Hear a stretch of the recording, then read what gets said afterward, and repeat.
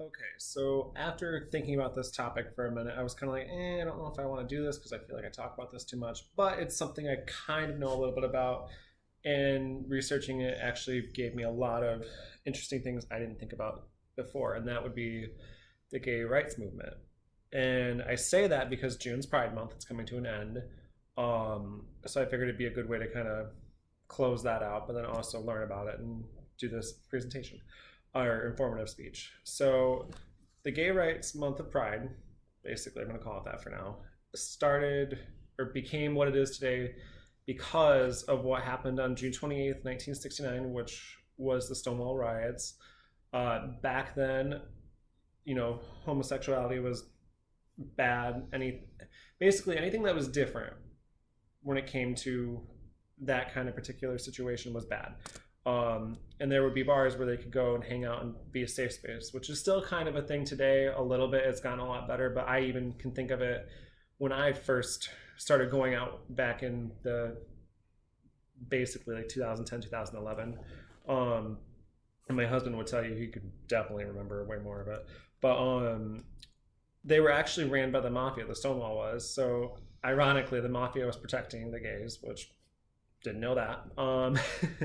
But they'd also overcharge for drinks, and that's still a thing today where they always overcharge for drinks. But basically, the police came in and tried to arrest people and break up the bar and everything. And it wound up turning into the men inside and transgender lesbians. Basically, all the gays started throwing stones, bottles, whatever they could throw at the police officers, and corralled them basically in the bar, and then set the bar on fire. Which I'm learning so much today, and it's kind of interesting. But these riots continued all the way until July 1st, and it finally subsided. The next year, the 1970, they did a march, a protest, basically starting gay rights, and this is kind of what has led into Pride Month being the month of June, because that started then, and each year more cities and then eventually more countries started doing Pride during June for that. And even I found out that Russia actually, when they decriminalized it, they did it in May of 1993. They celebrate their Pride in May because of that, which I think is cool. From what I've heard, they still have issues, but they decriminalized it, so we'll give them a thumbs up for that, I guess. But I think the big thing that happened for strides towards the LGBT community would probably be like our biggest patron would have to probably be Barack Obama.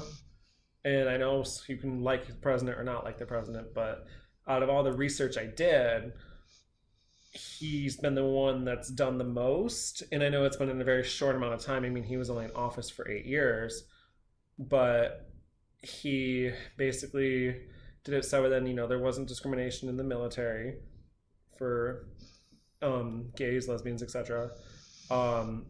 Started the process of healthcare being, okay. Obviously, gay marriage was a big one he did, which I appreciate. And I got married in Boston, which was the first state to actually legalize it back in 2004, even though he finally made it, law back in 2015. So that's been a big portion of it. But I think the reason I decided to search this informative topic is because Pride parades went from, which I kind of had an idea, but after researching it, went from an actual protest and being for a movement that was important, still is important, because I can actually still get fired. Like, I could walk into work tomorrow and be fired because of who I like. Don't know how that even pertains to what I can do at work. It just pertains to, apparently, I could. But Pride's gone from that protest and getting rights to, I hate to say it, kind of a free for all and more festive and fun, which I think it's gone that way because it's not, a lot of people don't see it as big of a deal. I know a lot of companies see it as a way to advertisement, because I'm sure if you've watched this past month, a lot of companies have just put a rainbow on everything they have.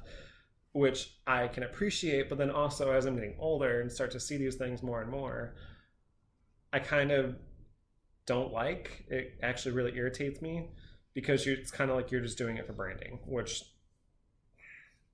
but and I say it more like this now because even a couple of years ago, I worked at the second biggest gay resort in America. So I saw the party and the fun every weekend, and that's what a lot of people like to do. And Pride Month is kind of this safe oriented situation where you can kind of be who you want to be, and it's okay. Nobody's gonna be like, no, you can't do that. But people are kind of missing the point as to why it began. I feel at least younger people are, and I think part of it is nobody's teaching that to them, or in generally, like, you have to learn it yourself, and some people don't care to do that. Clearly, as we know, for that. But then now me getting older and being married and actually starting to deal with some of this stuff, it's kind of like, oh wow, okay. So that's basically kind of why I chose this topic. And it even kind of gave me a little bit of a reflection on myself as to how I've changed, but also gave me more information about probably what's going to change in the future and whatnot. Yeah.